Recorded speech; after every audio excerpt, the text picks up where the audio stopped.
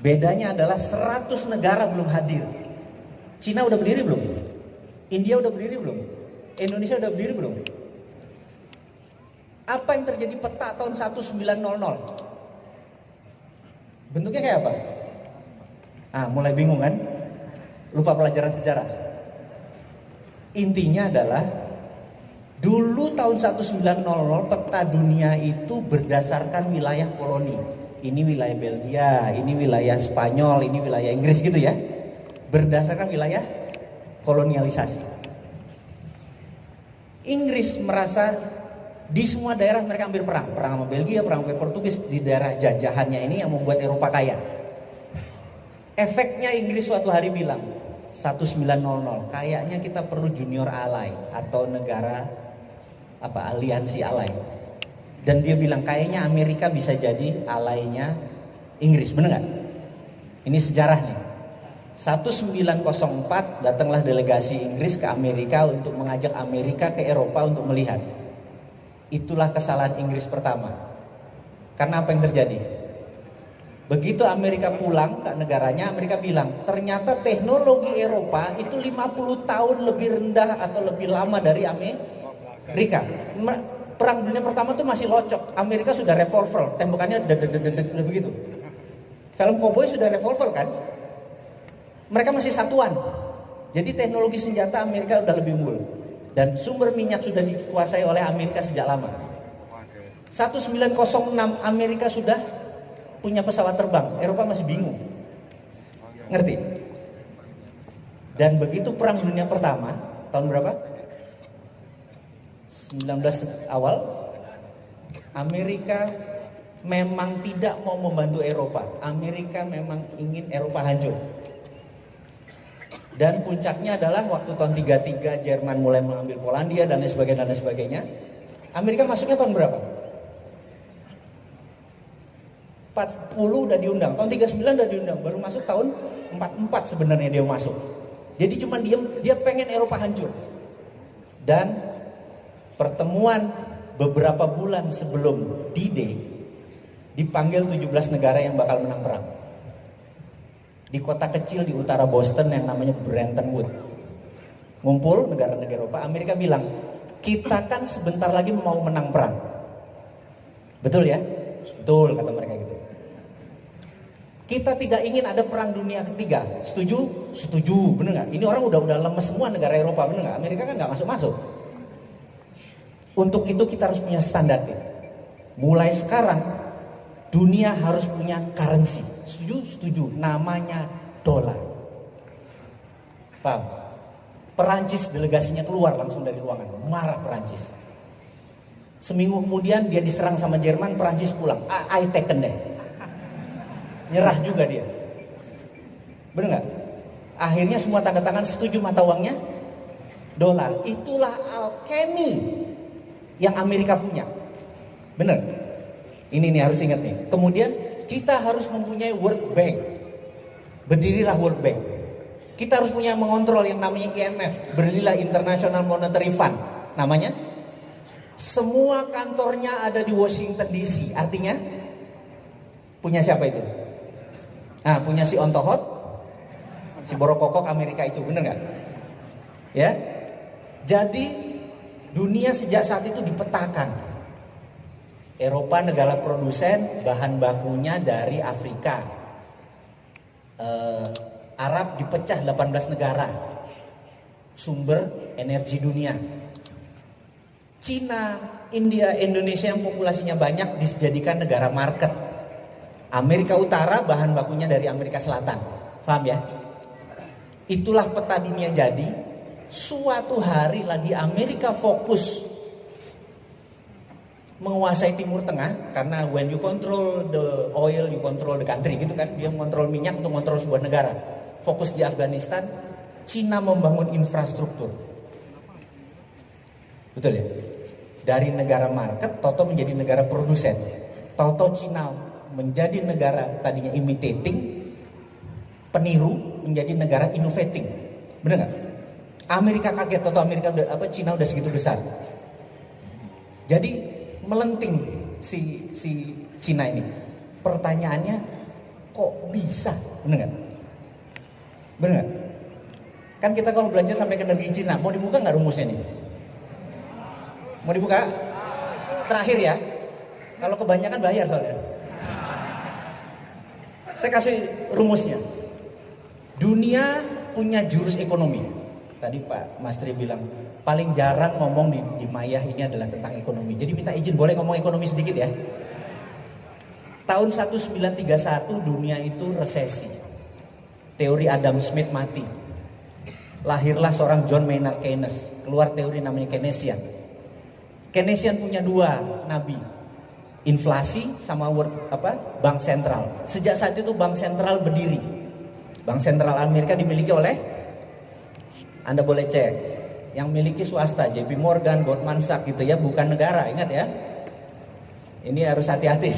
Anda lihat sendiri di Google, who own Federal Reserve gitu ya. Swasta, Amerika semuanya swasta.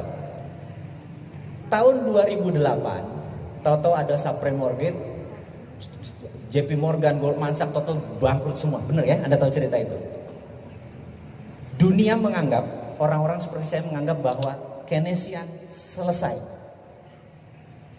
Lahirlah seorang manusia yang namanya Michael Hudson sebagai ekonom dunia. Anda boleh cek, why Michael Hudson is the best economist in the world. Kenapa Michael Hudson adalah ekonomi terbaik di dunia. Anda boleh cek di Google judulnya itu. Apa yang Michael Hudson lakukan? Siapa Michael Hudson?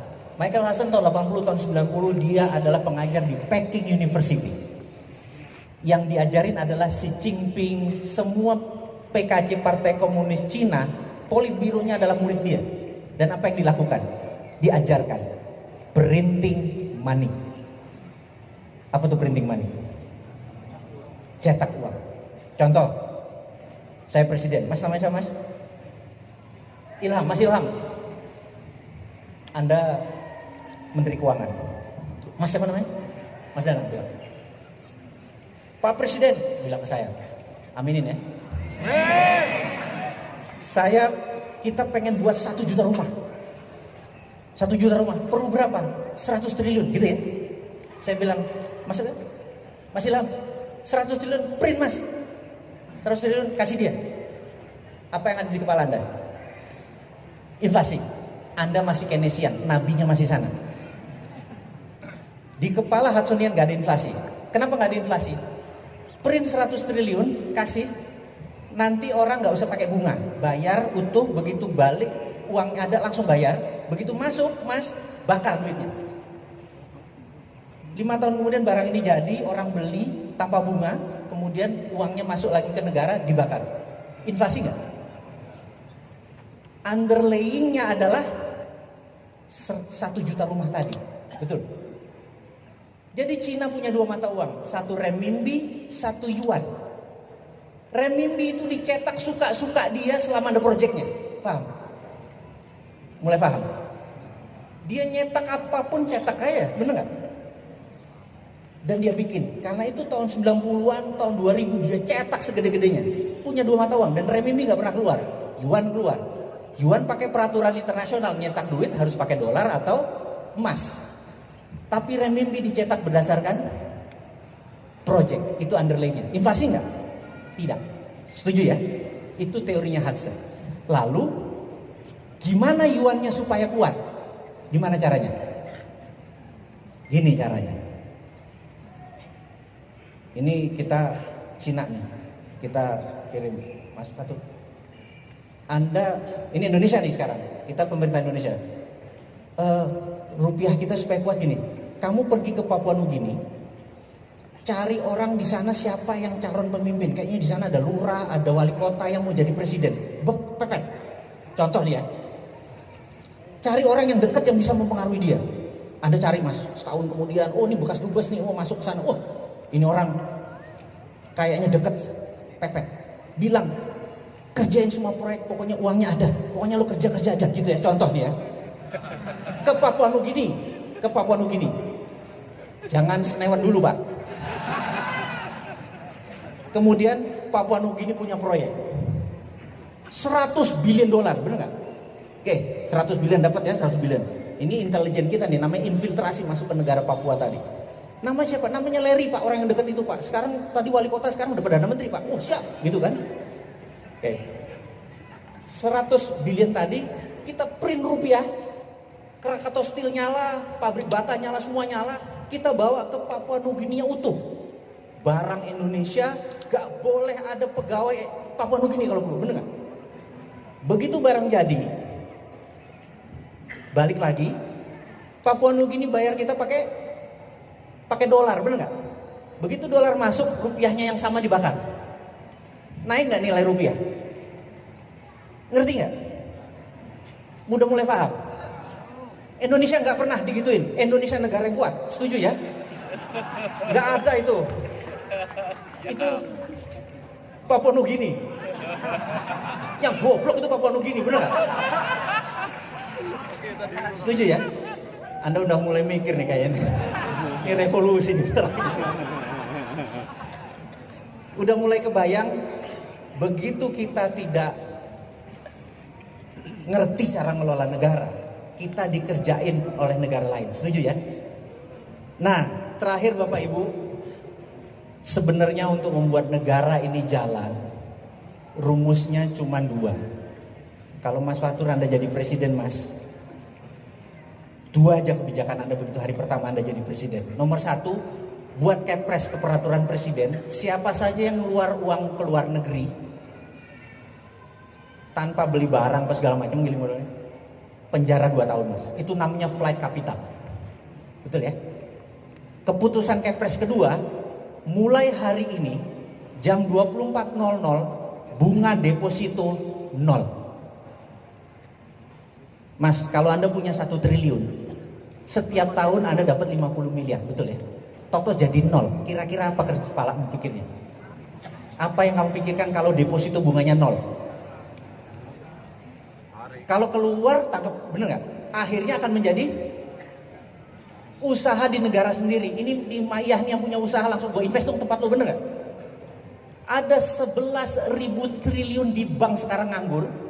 Dalam 1 malam keluar, ekonomi Indonesia maju nggak? Syariah nggak bangsa ini? Berkah nggak? Nggak ada riba. Betul nggak? Udah nggak ada riba, berkah, ekonomi maju dalam semalam, bener nggak? Gitu aja kok repot bener aja. Bapak Ibu mohon maaf jika ada salah. Terima kasih buat waktunya. Wassalamualaikum warahmatullahi wabarakatuh.